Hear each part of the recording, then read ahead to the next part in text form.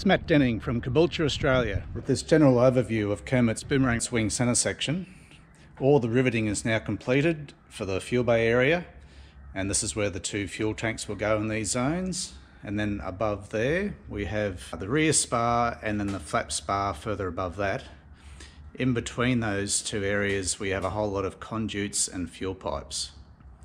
So all of these systems have now been installed and are ready to be covered up. So there's been a fair bit of work required to get all of these things into place.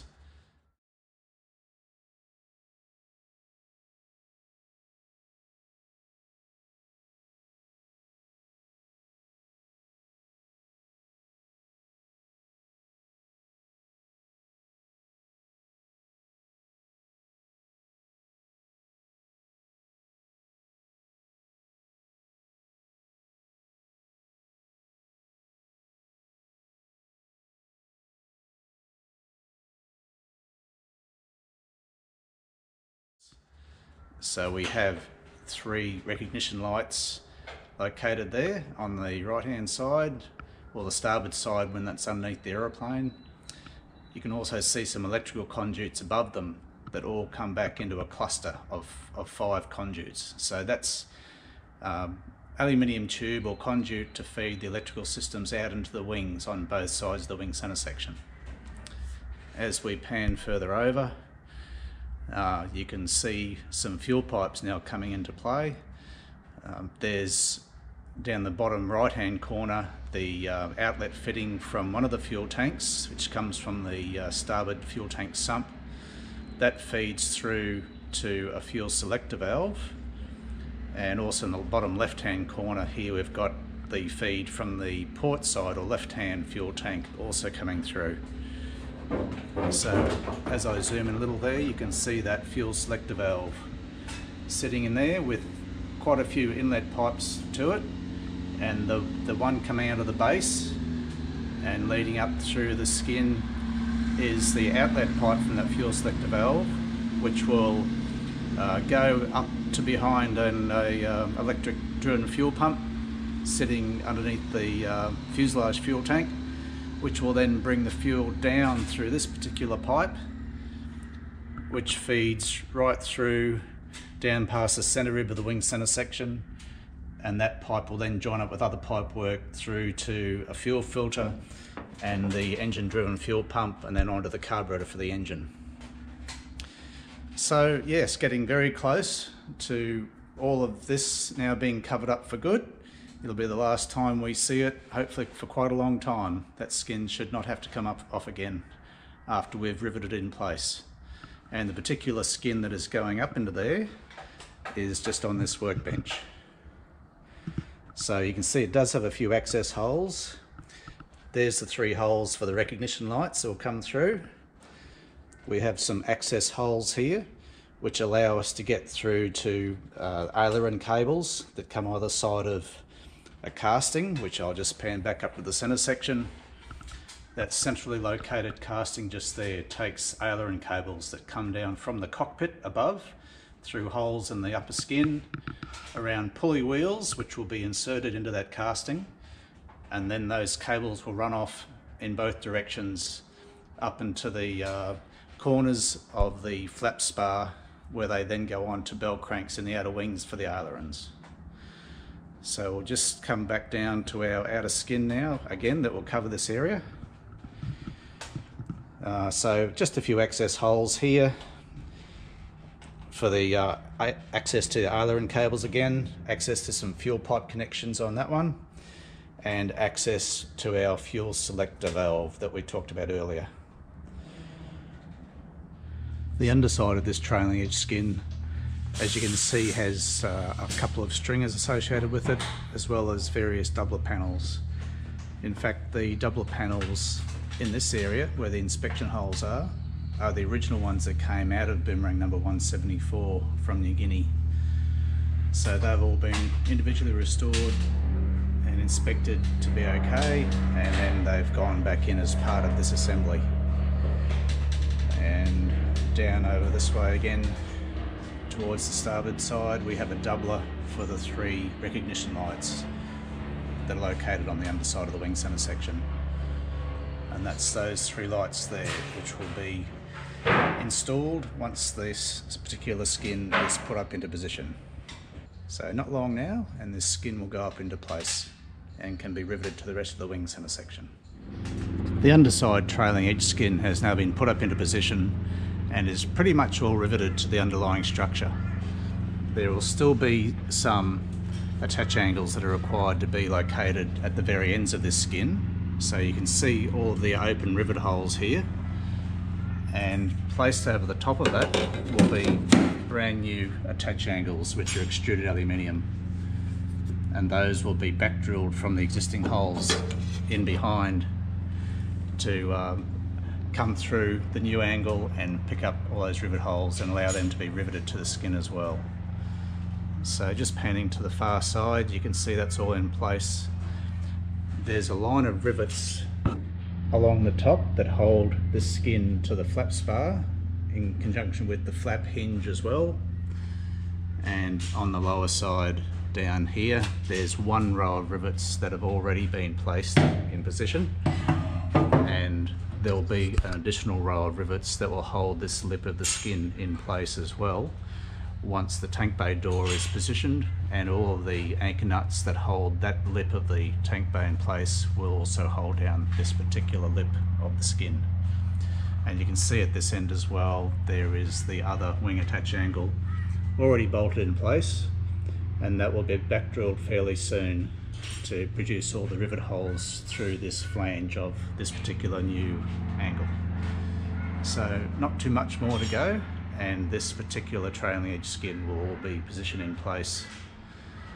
You can also see down through here the tank bay area where the fuel tanks will be located has now all been primed, and it will be ready to accept fuel tanks in the near future. But once we've completed the attach angle riveting through these lines of rivet holes, then we'll work down and attach this large door that will cover this entire area over the fuel tanks.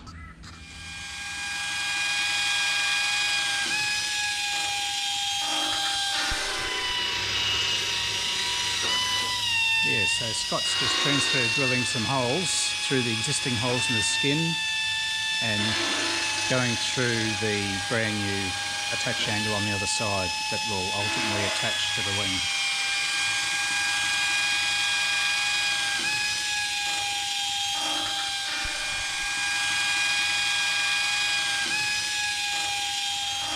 So the new attach angle on this side has been bolted to the end plate of the jig, and Scott has just transferred drilling holes through from the other side where there's existing rivet holes in the skin, and as you can see he's actually developing those into the new attach angle, just following up that inside line.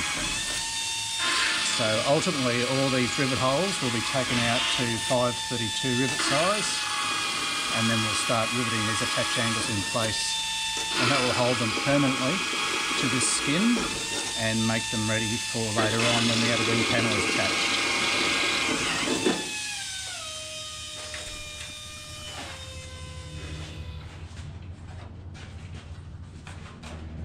A trial installation of the tank bay door for Kermit's wing centre section.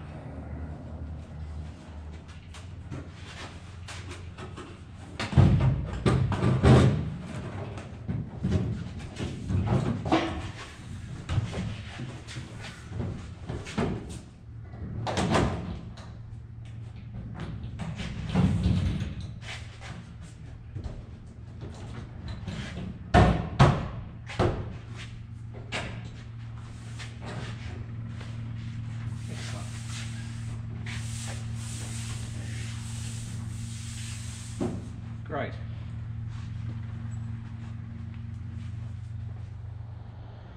A very satisfying milestone's been achieved, where we've now completed all the work we can do to Kermit's Boomerang wing centre section that's in this main assembly jig. So all the riveting is done, all the systems that can be installed internally are in there, and we'll very soon bring in a framework that will allow this wing centre section to be pivoted from within this frame down to the ground where it can be safely rolled away.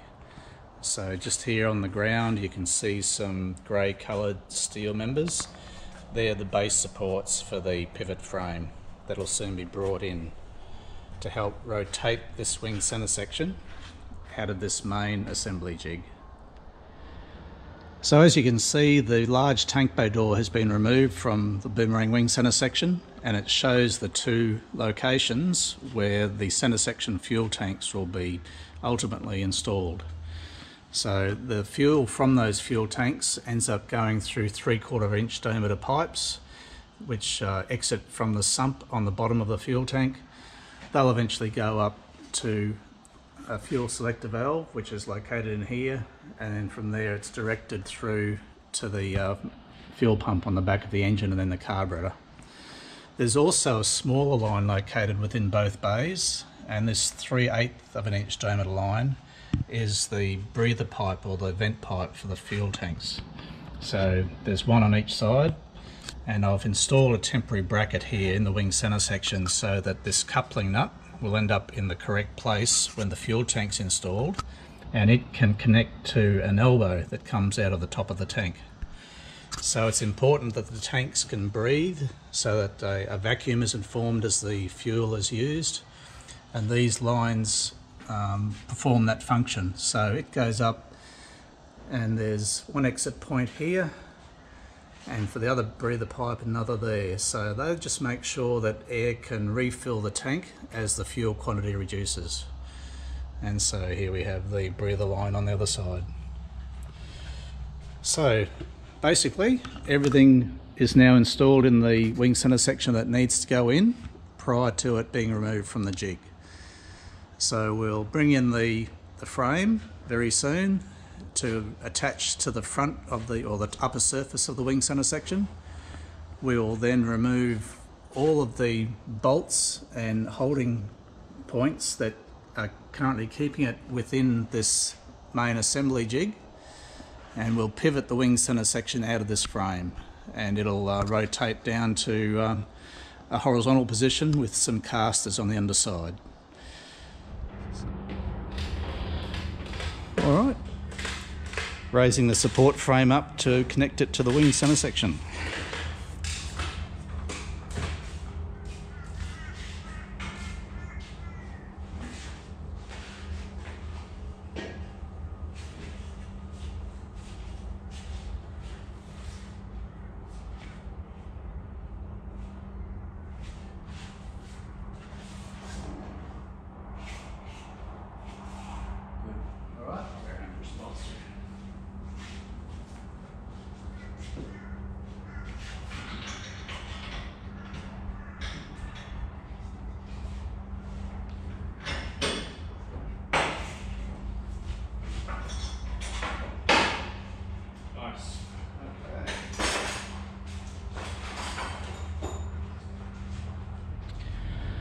Yeah, so the supporting frame's now been pivoted up into place on the wing centre section.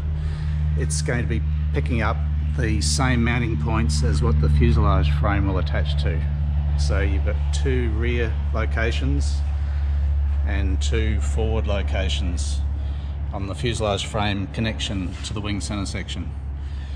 So we'll just complete all of the connections of this frame to the centre section, as well as take out all the bolts that are holding it into the assembly jig for the time being, and we'll soon be able to pivot the entire centre section out of this assembly jig. The wing centre section is now ready to come out of its assembly jig, so all of the bolts that hold the attach angles to the side of the jig, bar for one each side like this, just the final bolts that's come out, will allow the centre section to tilt forward and come down onto some caster wheels. So you can see down at the base of this frame there's a pivot point just there, as there is on the other side, and this caster wheel as well as this other pair of caster wheels will gradually rotate down as the centre section is pivoted on those lower points for the casters to touch the ground and allow the centre section to be rolled away from the assembly jig.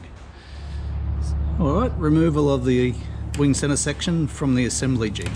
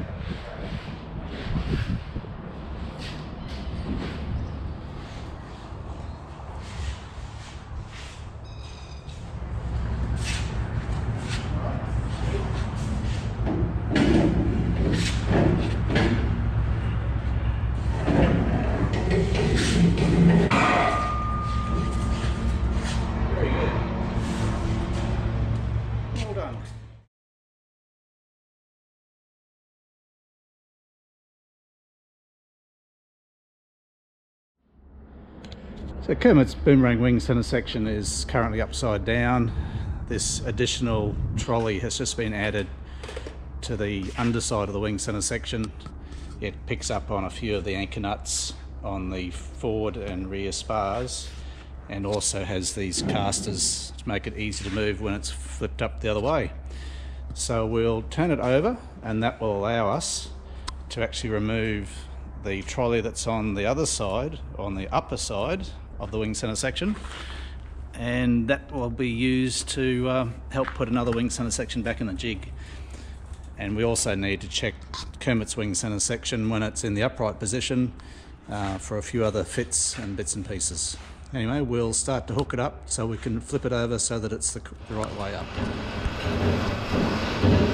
Scott's now raising the wing centre section so that we can actually flip it over to the other side. So we've got it connected just to a beam attached to the lower trolley. That'll keep going up to the vertical position. And once it gets to vertical, we'll carefully rock it over to the other side and then lower it down. So, going well. Alright, so a bit more raising and it'll get near the vertical, and we'll just ease it into the vertical when it wants to.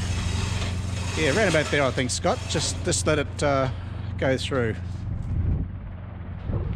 Yep, excellent. Now we'll start to work on it, pull it towards ourselves a bit so that we can lower it down right side up. So we're just getting it past its vertical. Just lowering it down. It's just pivoting in the channels down below at the moment. Final part of the lowering now. The front casters are locked on with their brakes.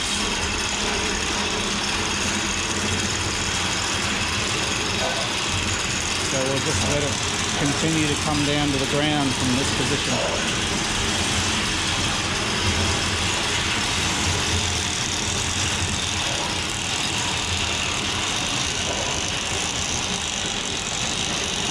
So this grey frame on top is the one that's used to help get center sections into and out of the assembly jig.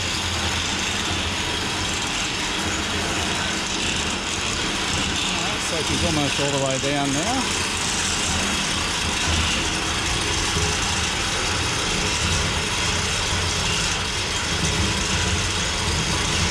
And contact. Okay, Kermit's wing centre section's back up the correct way in its rebuilt condition for the first time.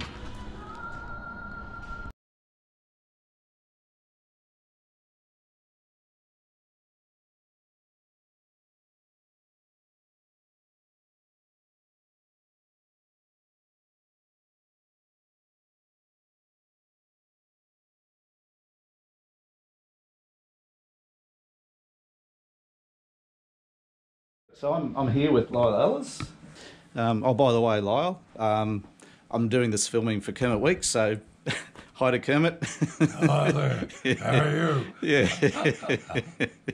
Yeah, so Lyall is an ex 4 Squadron pilot amongst many other squadrons you flew with, and we're just looking up right now some of his time with number 4 Squadron when he was flying Wirraways and Boomerangs for them in early 1944. So in particular, we're just looking at Lyall's logbook right now, and we've got down here March and April of 1944. And we have some entries just for early April. So the 4th of April 1944, which when you abbreviate that is the 4th of the 4th in 44. And Lyall was ferrying Kermit's Boomerang A46174. And on that particular day, on the 4th of April, he had 4 separate flights. So there was initially a test flight at Ward Strip, which was Port Moresby, and then 3 flights after that. We've got Wards to Lay. Can you read them out? Thanks there, Lyall. Yes, the second trip was Wards was the bomber strip at Port Moresby. Right. Our strip was called Berry, which wasn't far away. Right. As you can see, it's only 15 minutes flight. It means it would only be a matter of a few kilometres from Wards to Berry. Okay. And then from there, I flew it from Berry near Moresby up to Lay, and that was an hour 20. Okay. And then from Lay to Nadzab, 25 minutes. So obviously, that must have been bad weather, because normally you wouldn't go to Lay, you'd just fly straight from Port Moresby to Nadzab. Okay. So obviously I had to go along the coastline to avoid the mountain range and get into Lay and then fly up the valley to Nadzab. Okay. Yeah. Yep. Because the weather was pretty notorious back in those days too, wasn't it? Yeah. Yeah, particularly the radios weren't any good, and there was no way of finding out what the weather was like anywhere. Yeah. You just went. Okay. The weather was bad luck. Yeah. Turn around if you could and come home again for a while. Yes. Yes, well, a few days before, I had to return. I was flying from Nadzab to Berry. I had to return because of bad weather. Okay, yeah, that's recorded in your logbook, isn't it? So that's recorded there. Yep. On the 31st of March. So, you're right, in 1944. yeah. Yeah. No, it's fantastic you've still got your logbook, and to be able to recall all these different flights and your time spent in the squadrons up there. Yes, I forget a lot of them, of course, so I've got to go and look up my logbook Exactly. to find out where I was on a particular day. Yes. Yeah. My memory's not as good as it used to be. Well, you're only a couple of weeks off 101, Lyall, so I think your memory's doing pretty well. You were talking too earlier about when you're young and you're presented with these things. You're in a single-engine aeroplane, sometimes over water, sometimes over mountains covered in cloud, and you're trying to get somewhere. And of course, it's a wartime situation as well. You're not just flying around for fun. So there's always the constant possibility that you could be attacked by an enemy aircraft as well. That's right. Yeah. So, you've obviously had a lot of training before then in Australia with Wirraways and the Army Cooperation training as well to get you to this point where you're up in New Guinea and doing this sort of flying. Because also you had to do reconnaissance as well, didn't you? So you're trying to write down notes of what you're seeing on the ground while you're flying at a few hundred miles per hour, very low over the jungle, and that was quite a skill. Yeah, well, it was interesting. And of course, it's hard to believe it was 80 years ago. Exactly, yes. I was about 20 in those days. Yep. So things have changed a lot. Yes, yeah. But, as I said to you earlier, the important thing is stay alive. Exactly. Nothing else. No, Never. that's right. And be grateful for every day that you are right. alive. Yes, yeah. Health and humour is everything, I think. And like you said, don't take things too seriously. Yeah. As long as you make it. This whole aircraft has been in America for many years. Yes, that's right. So Kermit purchased Boomerang number 174 from a chap named Charles Darby, who had recovered a lot of aircraft from New Guinea in the 1970s. So 174 was found at Nadzab. It had actually crash-landed on Cape Gloucester in May 44. So it wasn't long. This was the 4th of April that you ferried it from Port Moresby up to Nadzab on the 18th of May 1944. So, we're only talking 6 weeks later.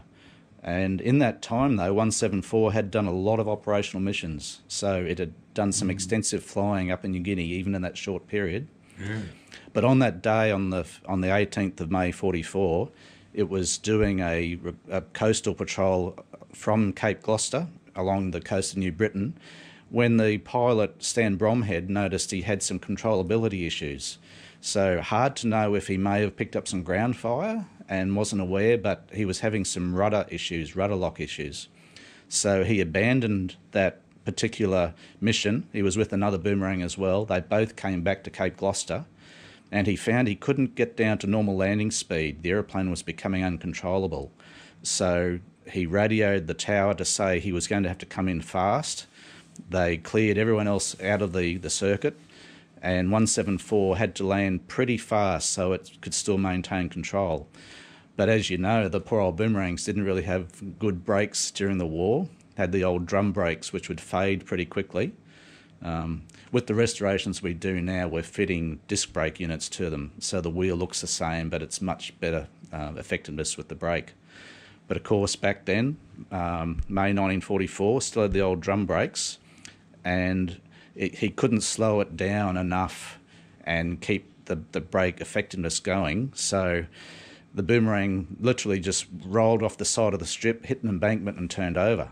So that was the end of 174's flying days.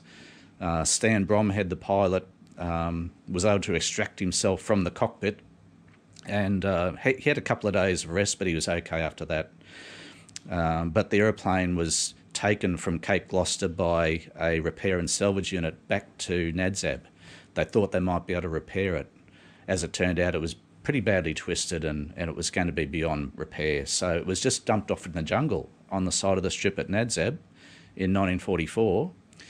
Fast forward 30 years, the war was well and truly over. Some aircraft recovery people, including Ian Whitney and Monty Armstrong and Charles Darby, had gone in looking for some old World War II aircraft to recover. And they heard about this Boomerang at Nadzab. So went in, and here's 174 lying in the jungle, still on its back.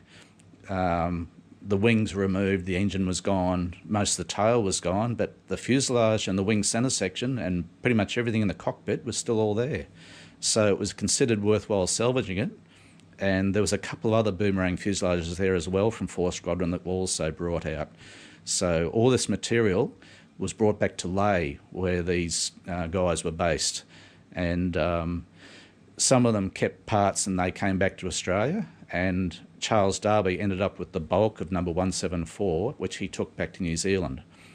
Kermit Weeks from Florida was interested in getting hold of an Australian-built boomerang for his collection and a facility which he names Fantasy of Flight. Kermit is also continuing to develop that site into a much bigger and better operation, which will go far beyond just being an aviation museum, and hopefully will help people to expand their own horizons and follow their own energies and dreams into the future, and help everyone to lift themselves out of where they currently feel they might be. Basically getting out of your comfort zone, like you did as a 20-year-old. As you were pushing off into the unknown with weather and everything else, you must have felt uncomfortable at times, but you know, you had a job to do, so you just kept doing that anyway. When you're young, you don't think that's about right. anything. No, you just what you're actually doing at the time. moment. That's right, because that's what's keeping you alive. Yeah. Concentrating on what you're flying and where you are, what you're doing. That's right. Yeah. But anyway, Kermit had bought the remains of 174, taken them from New Zealand back to Florida in the mid-80s. And I've been in touch with Kermit since around that time too, from my own restoration work. So a number of years ago, I made contact with Kermit again, and we both decided that he could send his project out to Australia where I could rebuild it for him to flying condition. So as part of doing that rebuild on 174, I also have a strong interest in the history of the airplane and the people involved with it, which is one reason that's brought me to see you again here too, Lyall, because it's a big part of the airplane's history to actually be able to talk to people that were there at the time. And as you said before, you know, that was 80 years ago. Yeah, well, unfortunately, there's not too many of us left. No, that's right. But fortunately, you've kept yourself in pretty good health, Lyall.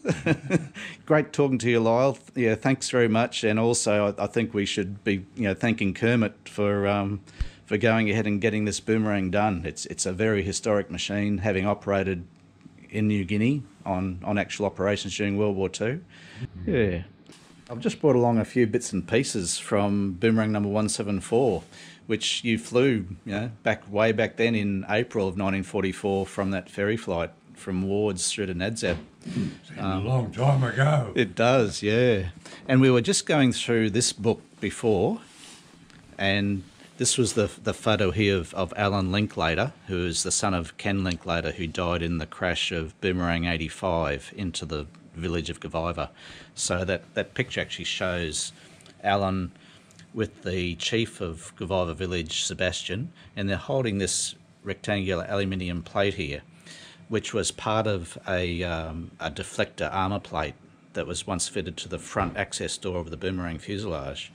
And that's what this lower picture is showing. It's sort of showing the door that's open, and it's got the rectangular plate showing where it was once positioned in the side of the fuselage.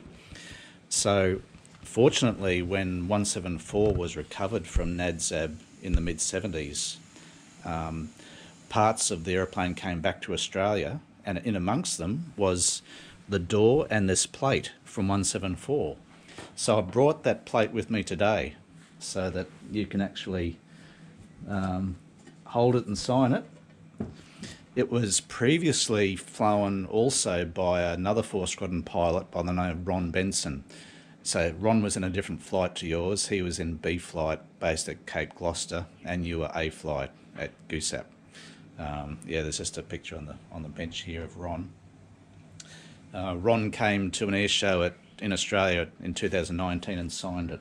So you'll find, here we are. This is the original plate out of number 174. It's quite solid. It is, yeah, yeah. So if you wouldn't mind, yeah, signing your name below there. So that's fantastic.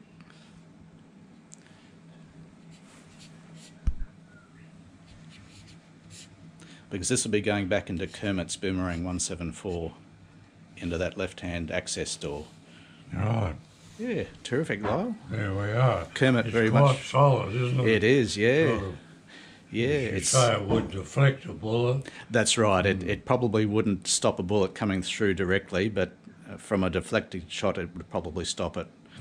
It had a little bit of corrosion in it from its time that it spent in 30 years in the jungle before it was recovered. So you'll find there's a few little areas, little depressions where I've taken the corrosion out of it. Oh, right. Just so that it doesn't corrode again in the future. Anyway, and also, solid. yeah, I think if you flip it over as well, Lyall, if you turn the plate over, Ron's also signed on that side. You want me to sign that as well? If you could, please, because we'll work out once we put it in the aeroplane which is the right way round. And then at least your signature will be shown.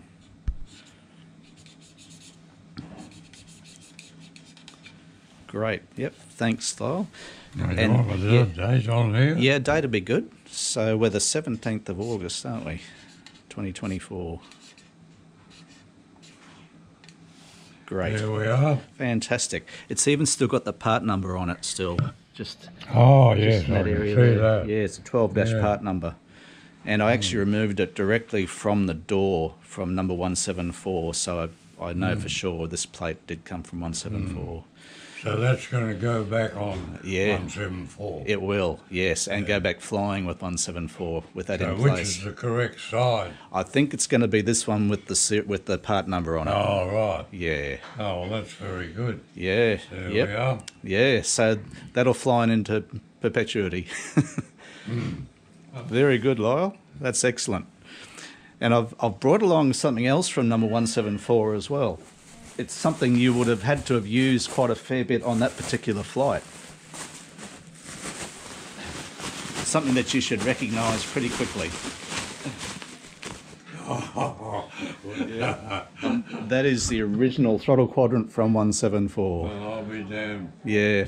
So that remained with the wreck after it was dumped off the side of the airfield in 1944. It stayed there on the fuselage frame where it belonged, right through to when I got it to restore for Kermit in 2015. So yeah, we've got throttle, mixture, and pitch. Pitch, yeah. Yeah. Yep. CMP fuel flaps. That's it. Yep. Your checklist. Never forget, do you, Lyall? That's incredible, isn't it? Yeah. So I've only done it up enough just to free up the controls. Yeah, You can move the easier throttle back. to operate. Yeah, and it's even got the plate here's got the stop, so that was the maximum position the throttle could go, so you Yeah. didn't overboost the engine. That's right. Yeah, so it should go back from there to idle. It's a little stiff. Yeah. There we go. Yeah. Oh, yes, there's a... Yeah, and you could go past the stop if you needed to. That's right. Yes, in the Wirraway they had a bit of wire across there. Right. So if you're desperate, You can just go have through to it. fall through the wire. Yeah, but they also Maximum knew. power. But the engineer on the ground would also know that you've done that too. Yeah. So there'd be questions asked. I don't remember ever doing it. Right. Don't think I was. Luckily, I was never in a situation Yeah. that I needed to. Yes. Yeah. Well, that's very interesting. Yeah, You got so- a photograph of it, of the two of us. Okay. Yeah. I'll come around here a bit. Yeah. So yeah, there's the two of us with the throttle quadrant out of A46 174. That's That incredible. yeah, for Kermit Weeks' For all Boomerang. these years, That's right. hard to believe. Yep, and they're all the original knobs, Yeah. all the original parts Yeah. from that throttle quadrant.